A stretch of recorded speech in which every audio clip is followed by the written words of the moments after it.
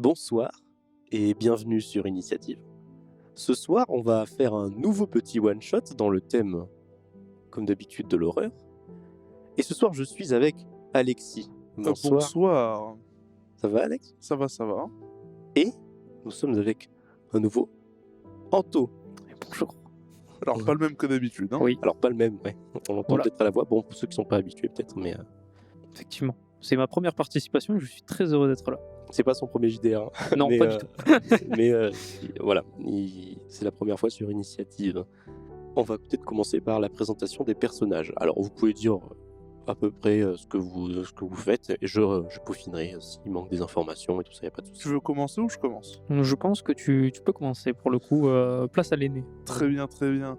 Je jouerai donc Marc Bourguignon, 37 ans, légèrement porté sur la bière, d'où mon ventre à bière. Je joue quelqu'un qui est légèrement en surpoids, pas trop, mais un bon ventre quand même. Donc j'ai une femme et une fille qui s'appelle Lucille, la petite, et je suis facteur. Exactement. Et tu es dans dans un tout petit village, c'est c'est pas un hameau, c'est un village d'une vingtaine de maisons. Donc évidemment, facteur, c'est pas exceptionnel, mais ton boulot, tu t'occupes pas juste de ce village. Tu as aussi dans d'autres villages qui sont à quelques kilomètres à pied. Donc en fait, ça te prend toute la journée de faire toutes les... Bon, ça me fait un peu de marche comme ça. Voilà. Et du coup, je vais laisser la parole à mon frère. Oui, évidemment. Donc, je suis son frère. Je me prénomme Fred Bourguignon. J'ai 34 ans. J'ai une femme qui s'appelle Suzanne et une fille qui est en préparation. Nous sommes relativement pauvres et je travaille dans les vignes pour pouvoir survivre. Marc et Fred Bourguignon sont deux frères et vous êtes dans la maison familiale de votre père. Il vous l'a légué à sa mort. Vous êtes des gens pauvres qui ont une vie très simple.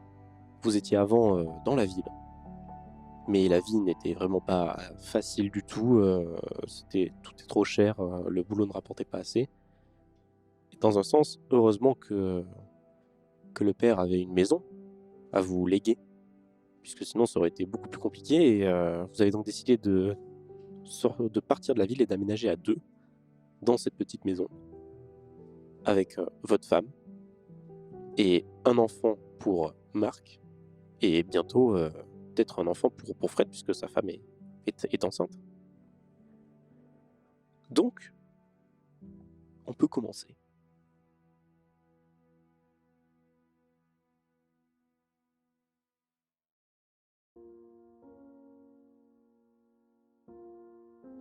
Donc ce qui se passe, c'est que ce petit village, il est très simple. Vous ne connaissez pas vraiment les habitants, enfin, sauf Marc qui, lui, a l'habitude de donner les lettres, mais personne n'est très bavard. Enfin, en tout cas, ils sont peut-être bavards, mais avec vous, vous êtes des anciens gens de la ville, c'est pas très... Ils aiment pas trop les gens comme nous par ici, quoi. Ouais, non, ils ont un peu de mal à... Vous avez un peu de mal à vous faire accepter. D'accord. La scission urbain citadin, tout ça. Voilà, Du c'est coup, exactement on ça. a aménagé vraiment récemment, là ou... Il y a à peu près 1 an. D'accord. Donc c'est quand même des gens qui nous connaissent et qui délibérément ne nous parlent pas. De toute façon, s'ils veulent leur courrier, ils ont intérêt à bien me traiter. Exactement. Alors, en ce moment, il fait frais. Et dans ce petit village, c'est bizarre parce que même quand il fait chaud en été, tout ça, c'est une ambiance un peu différente puisque tout est très brumeux, très gris. Il y a une ambiance très sale. Pour situer les auditeurs, on est en 1887. Donc, on s'éclaire à la bougie. Tout le monde est très sale. Les bains sont assez rares. C'est une ambiance un peu à part. Puis, le fait que vous arriviez dans ce village vraiment depuis la ville, ça vous a déjà choqué au niveau de votre méthode de vie, tout simplement. Puis ouais, passer d'être propre assez régulièrement à être très régulièrement sale, pas se nourrir correctement, qu'il n'y ait pas de quoi acheter des vivres, et il faut se débrouiller un peu par soi-même et tout ça. Surtout qu'en n'étant pas très accepté par les autres, c'est encore plus compliqué d'avoir de l'aide. Donc pour vous, c'est une vraie, c'est une sale ambiance. C'est pas agréable de vivre. Enfin, ça vous aide pas. Donc il y a des tensions qui se font aussi dans la famille. Vos femmes ne s'apprécient pas vraiment. Vous, il y a des engueulades de temps en temps, mais ça va. Vous êtes habitués à. On Enfin, reste soudés, quoi. voilà. Oui, Mais la famille. des fois, entre vous et vos femmes, vous vous engueulez un peu. C'est toujours compliqué, la famille, de toute façon. Mais on y tient. Et surtout que oui, là, vous vivez sous le même toit en plus, avec un enfant jeune, puis prochainement, bientôt, un enfant, aussi un second qui sera là. Et ça va pas être facile, parce que ce sera une bouche en plus à nourrir. Et donc, Fred, toi, tu es tout simplement, en ce moment, tu ne peux pas travailler, puisqu'il n'y a pas de travail dans ton domaine.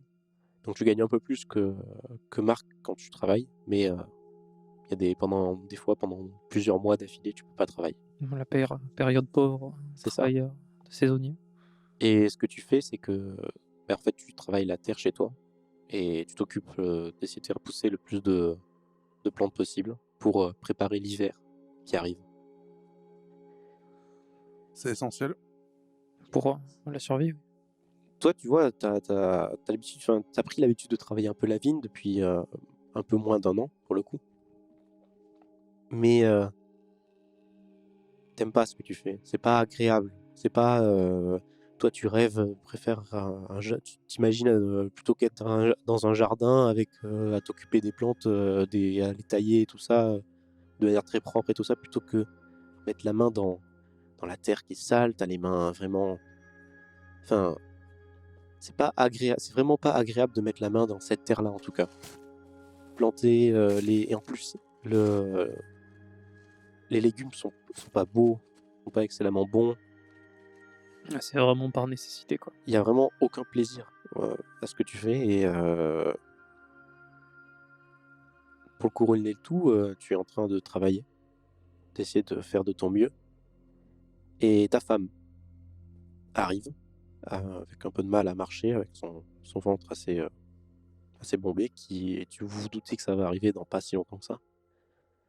Elle arrive et elle te regarde avec un air un peu agressif, pas très sympa. Elle te dit, elle regarde le sol, elle dit, ouais, c'est la seule chose qu'on a pour cet hiver, Ça dépend pas de moi, Suzanne. Tu sais, là, il n'y a pas de travail en ce moment, je gagne pas beaucoup d'argent. En plus, Marc ne peut pas nourrir 4 personnes avec son maigre salaire. Donc, oui, c'est tout ce qu'on a pour l'instant. Je fais de mon mieux, Suzanne. Pour notre fille. Tu vois qu'elle est énervée. Elle se retient un petit peu de dire des choses, et la seule chose que tu peux entendre vite fait, c'est vraiment autant l'un que l'autre, c'était bon à rien. Je comprends pas pourquoi je me suis mis avec. Je me suis mis avec ça. J'aurais dû prendre le fils de quelqu'un d'autre. Super l'ambiance. Je vois que visiblement, on n'a pas choisi de travailler la terre, mais on n'a pas choisi nos femmes non plus. Tu vois, elle part en râlant. Bon, ça doit être Alors, les hormones, je tu l'en vois pas. l'entends dire, marre aussi de sa pouffe et tout. Quoi. Non, mais bon, je l'en veux pas. C'est dur de vivre comme ça. Si on n'a pas les nerfs assez solides en plus avec les hormones qu'elle doit avoir, hein, pour le coup. Je vais lui passer cette fois-ci.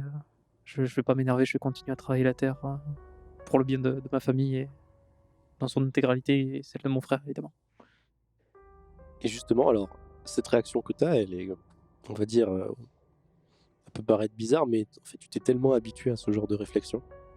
T'en as un peu marre de ta femme et tout ça. Mais c'est tellement habituel maintenant que tu réagis même plus forcément. Tu dis oui, désolé, ou c'est pas enfin, j'y peux rien. Enfin, t'essaies de dire bon, oui, d'accord, enfin, C'est un fait, mais c'est pas. voilà. Et voilà. alors que plutôt que t'engueuler et tout ça, mais des fois ça, à force de cumuler, des fois ça pète, et il y a des choses qui sont faites et qui devraient pas être faites. On est en 1887, des fois lever la main, ça peut arriver. Donc tu l'as pas fait depuis un bon moment, mais Faut avouer que des fois dans la nuit, t'as des pensées qui te viennent. Donc, tu t'occupes de ces légumes. Marc, tu reviens de ta journée de travail. Tu es dans cette brume épaisse. Heureusement, tu connais bien le chemin, maintenant. T'as mis du temps au début à vraiment parfaitement connaître les adresses, entre guillemets, parce qu'il n'y a pas vraiment d'adresse. Maintenant, tu connais à peu près les noms de chaque personne dans les alentours, même dans les villages d'à côté. Donc, tu sais où aller. Sauf que bon, là, t'as fini ta journée, tu reviens juste chez toi.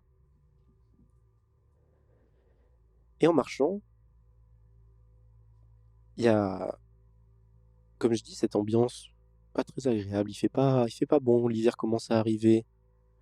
Cette brume qui t'étouffe un petit peu, assez épaisse, impossible de voir à très très loin.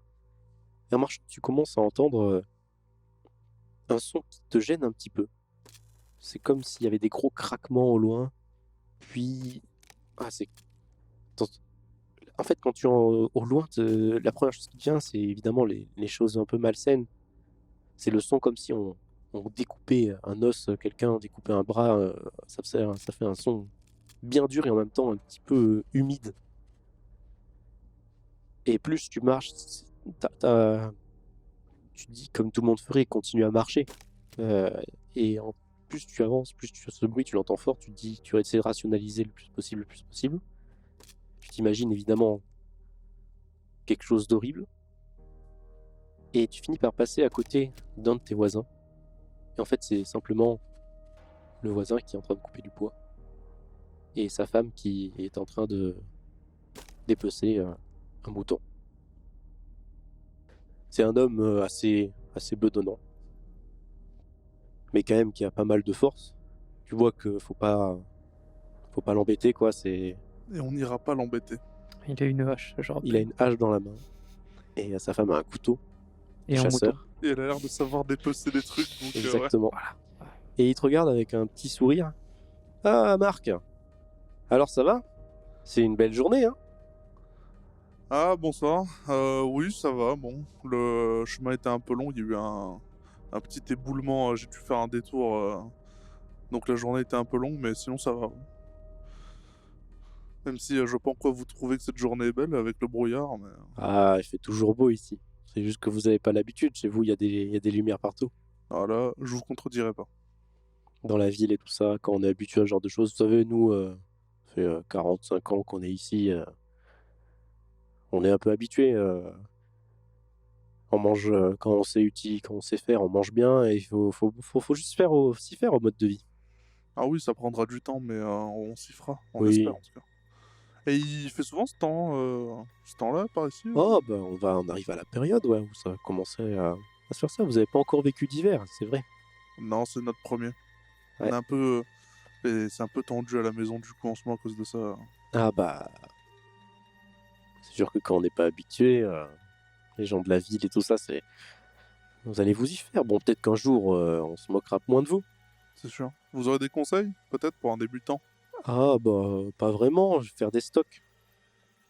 Mais c'est peut-être un peu trop tard. Non, peut-être.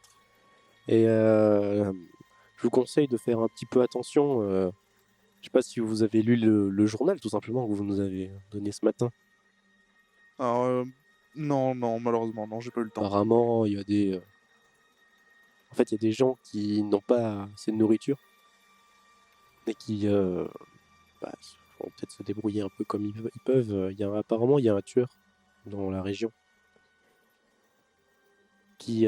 bon, il s'attaque principalement aux prostituées. Faut faire attention à vos femmes. Oh non, mais s'il vous plaît. Et tu vois qu'il commence à rigoler comme un gras. Alors je m'en Alors, vais. je dis, ah, ça va, t'as une race, elle est bonne, hein? Et il dit à sa femme qui explose de rire. Ah ouais, elle est géniale. Ah. Alors je me casse pendant qu'il roule sur vous me saoulez.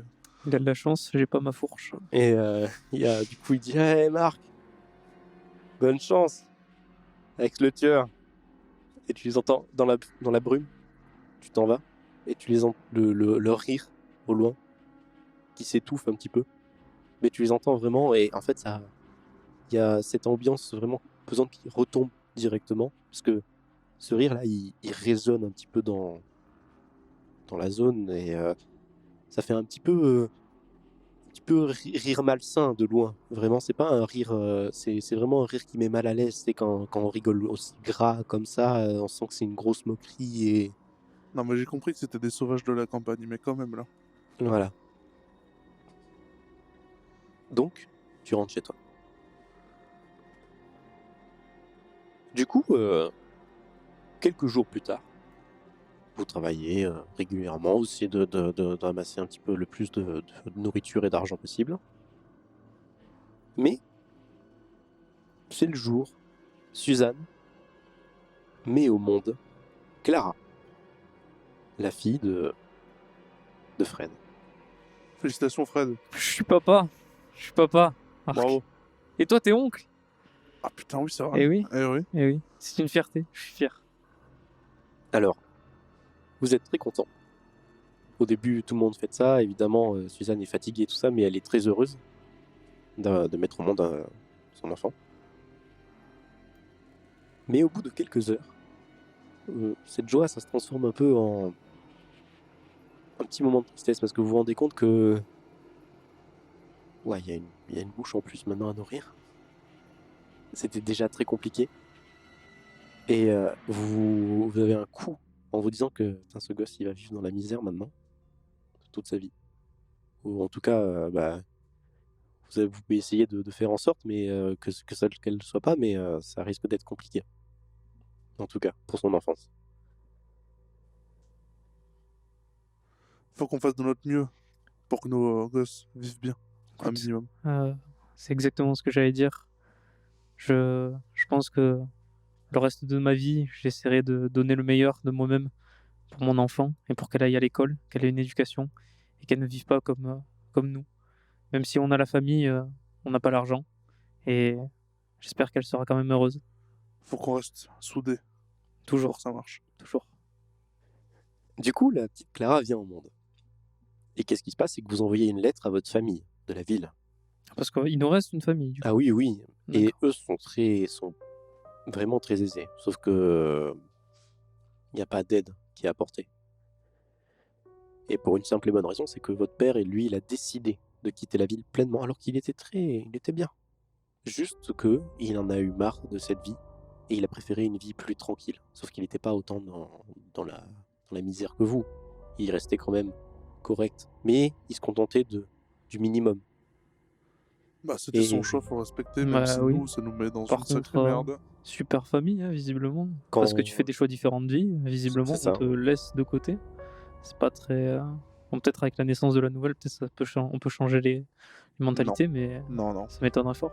Ce qui se passe, c'est que justement, votre grand-mère, enfin la mère de votre père, pour le coup, une tante et un oncle, enfin le père de votre père, le frère de votre père et sa femme, et en fait, quand ils ont appris que vous alliez partir là-bas, même que ce soit d'une extrême nécessité, ils ont pas accepté, et ils ont coupé, enfin, ils ont essayé de couper le plus possible.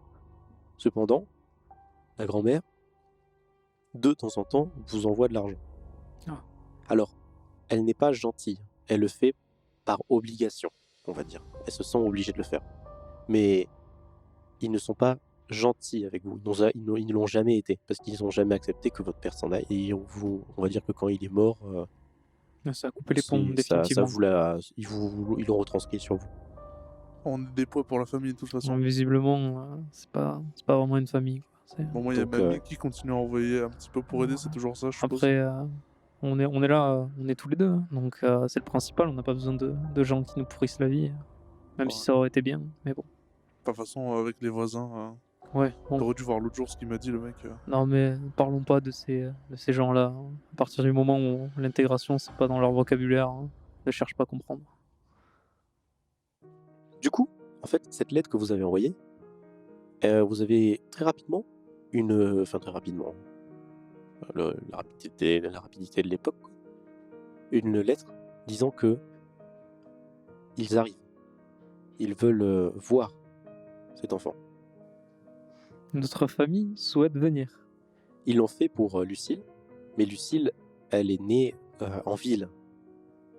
Sauf que là, la grand-mère, en gros, c'est elle qui écrit le message, et elle spécifie qu'elle aimerait voir cette petite et le cadre de vie.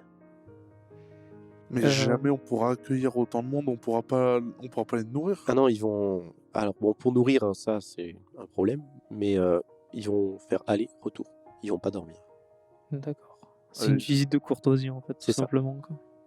C'est même pas pour savoir comment on Courtoisie, va. ça nous emmerde plus qu'autre chose. Bah écoute, Dans moi tous je les suis cas, pas elle laisse pour. pas forcément de choix. Elle dit qu'elle arrive tel jour. Non, moi je suis pas pour. Après, Bon, à la est-ce qu'on va limite, les laisser devant la porte? Je pense Pour pas. mamie, je veux bien à la limite parce qu'elle nous aide, même si bon, Bah, c'est c'est pas par le grand obligation après. amour. Oui, c'est sûr, mais bon, au moins elle nous aide, tu vois, à la limite, je veux bien, Ouais. mais par contre, les autres là, j'ai vraiment pas envie, quoi. Bah, on va pas les laisser devant le pas de la porte, même si c'est bon, ça Ah reste bah de là, on la n'a pas le famille. choix, Mais mais bon, du coup, faut c'est qu'on trouve pas- une solution là. On va pas les accueillir avec 3 tomates et.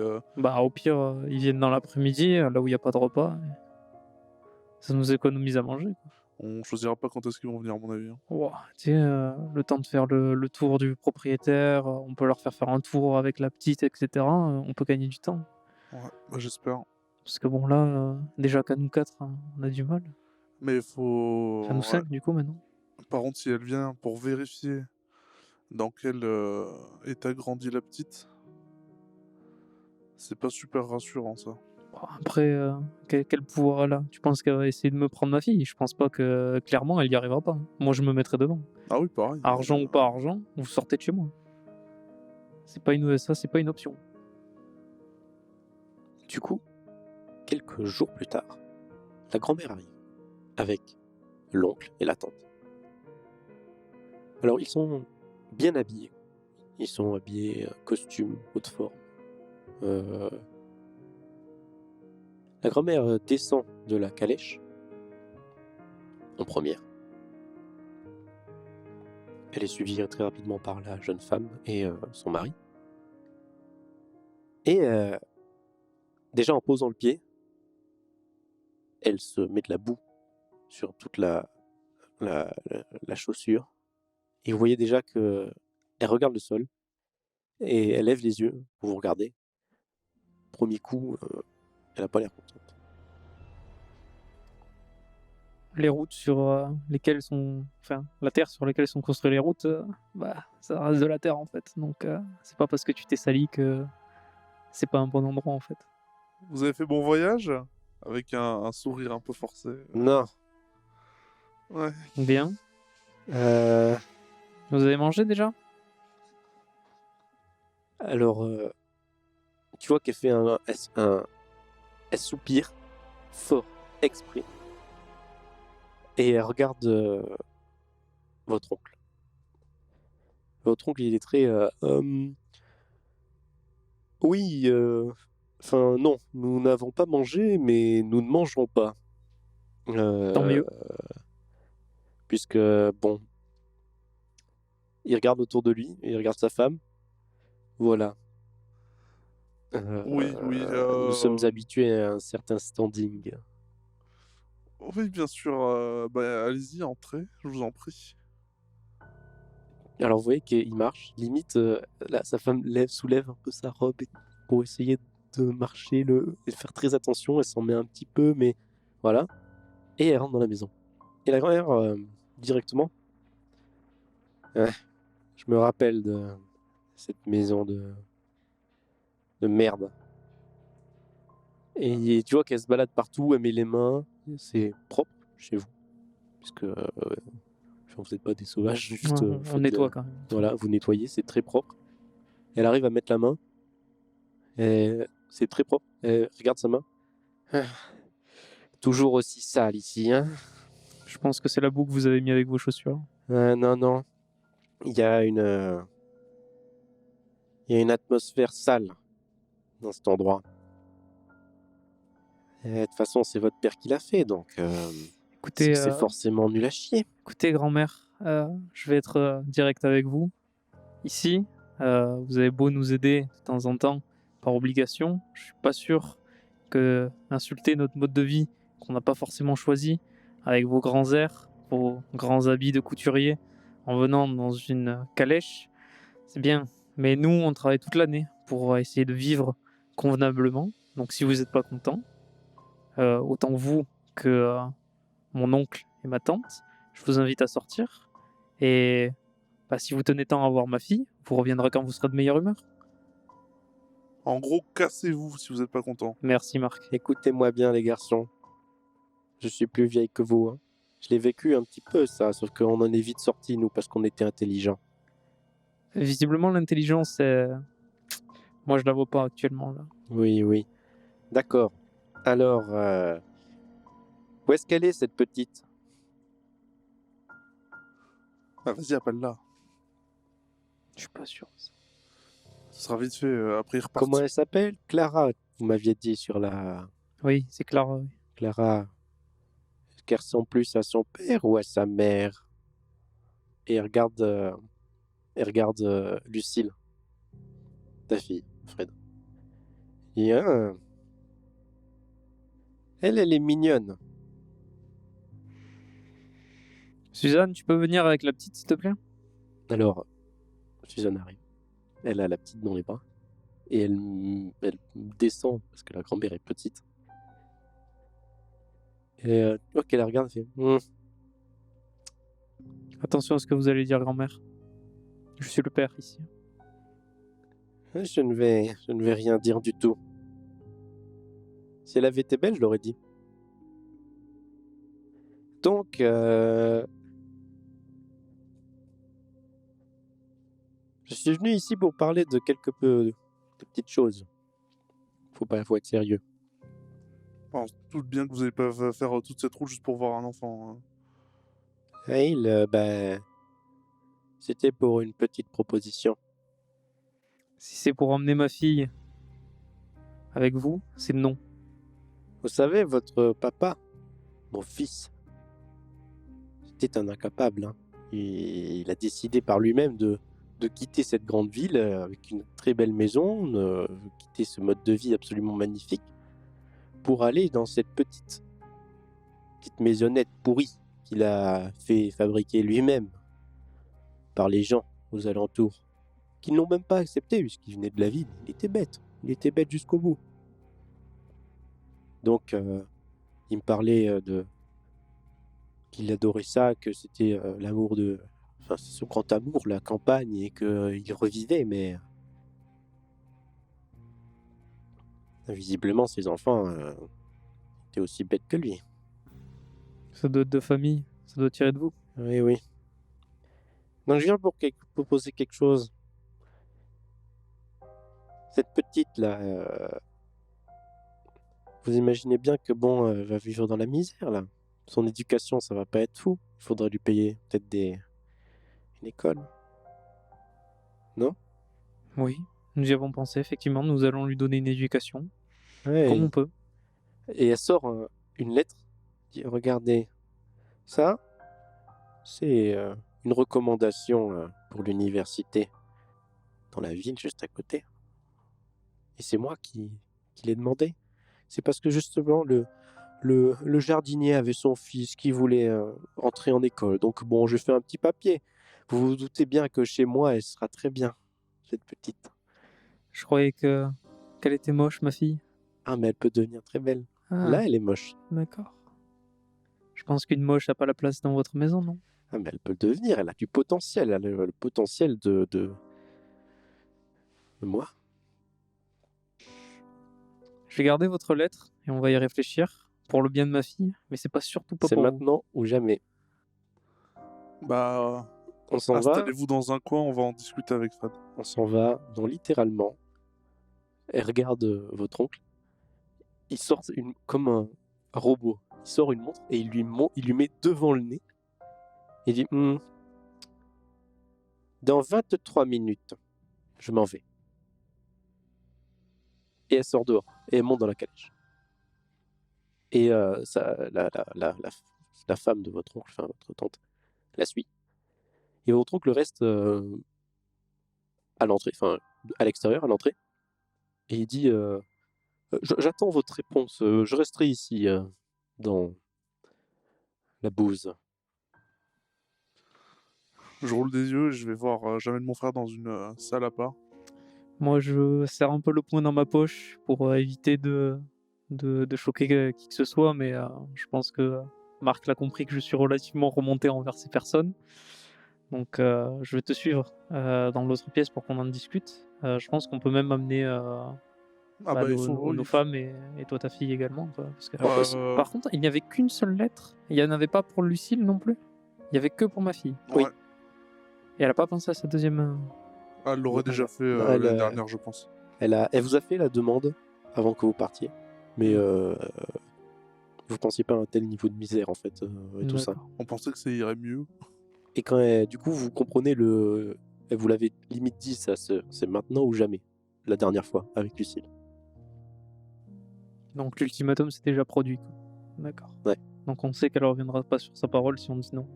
Alors il y a Marie, la femme de Marc, qui mais c'est une famille de tarés que vous savez. C'est pas possible. Et Suzanne dit oui mais ils ont de l'argent, eux, ils sont bien placés. Moi j'aimerais bien vivre comme eux. Et ils vous regardent tous les deux et dit pas comme ça qu'on pourra vivre. On pourra jamais vivre comme ça si on continue. Peut-être que c'est une occasion si notre fille gagne de Arrête-toi l'argent. tout de suite, Suzanne. Je vais t'arrêter tout de suite. Si tu veux partir, tu pars. Mais tu partiras pas avec ma fille. Mais moi je pars pas. Je dis juste que si elle part et qu'elle rapporte un peu d'argent, ça peut nous aider aussi. Et je sais très bien ce qui est bien pour ma fille. Et tu en es consciente aussi, tu es sa mère. C'est normal.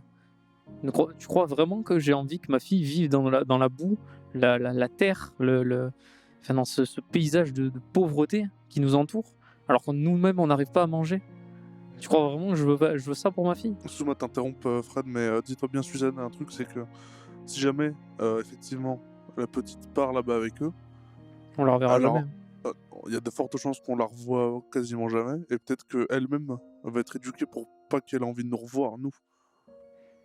C'est-à-dire que l'argent, tu t'assiras dessus dans tous les cas, je pense. Et puis, de toute façon, tu as vu comment ils réagissent. Je pense pas qu'ils vont... si je leur dis...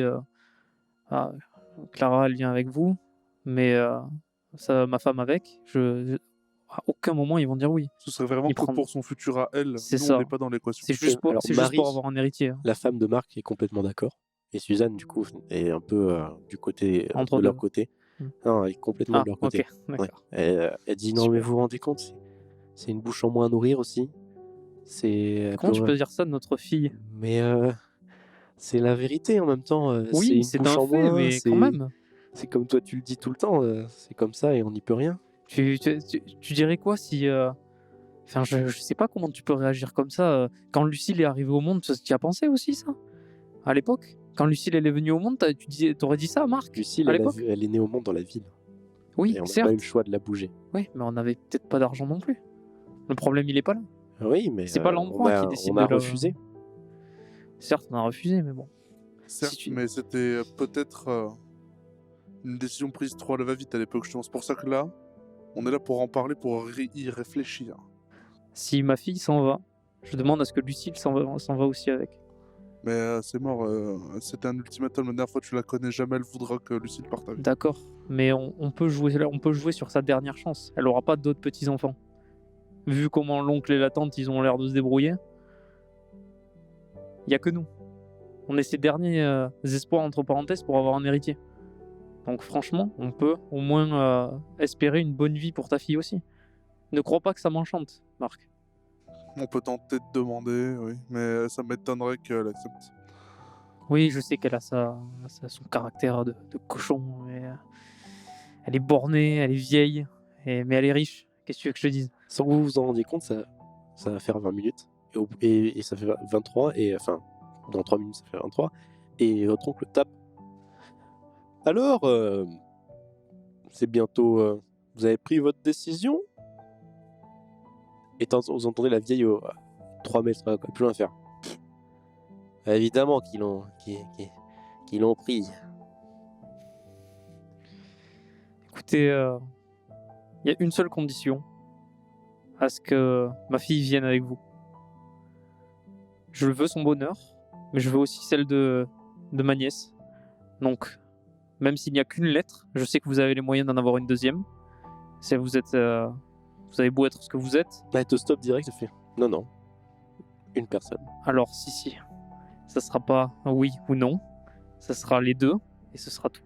Alors elle dit très bien. Elle appelle son fils du coup. Il rentre dans la calèche. Et elle vous fait un signe de la main. Votre oncle enlève le chapeau et il se casse. Sans personne. Et juste au loin, la charrette s'arrête au bout de 5 mètres. Elle sort la tête. Elle dit au fait, j'ai décidé d'arrêter de vous fournir de l'argent. Bonne chance. On s'en fout, dégage la vieille.